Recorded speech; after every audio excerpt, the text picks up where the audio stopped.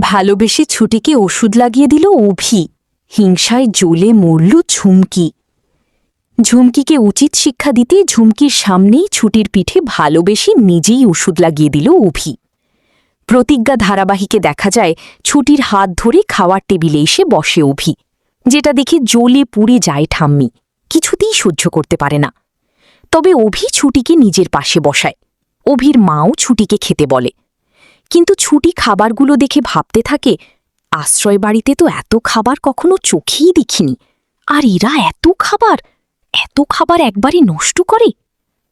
অভির বোন ছুটিকে অপমান করে বলে, এমনভাবে হ্যাঙ্গারের মতো দেখছি, আসলে অনাথ তো, জীবনেও তো এসব খাবার কখনো চোখেও দেখেনি না, কুকুরের পেটে কি আর ঘি ভাত সহ্য হয় নাকি।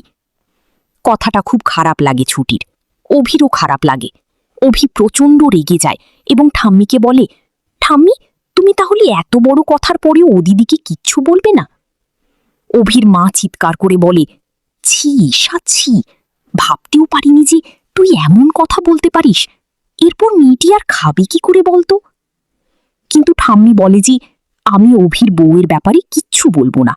ওই মেয়েটিকে তো আমি এই বুড়ির বউ হিসেবে মানিই না, ওর বিষয়ে আমি কোনো কথাই বলবো না। অভি বলে, ঠাম্মি, তুমি কথা নাই বলতে পারো, কিন্তু আমি বলবো, কারণ ও আমার স্ত্রী।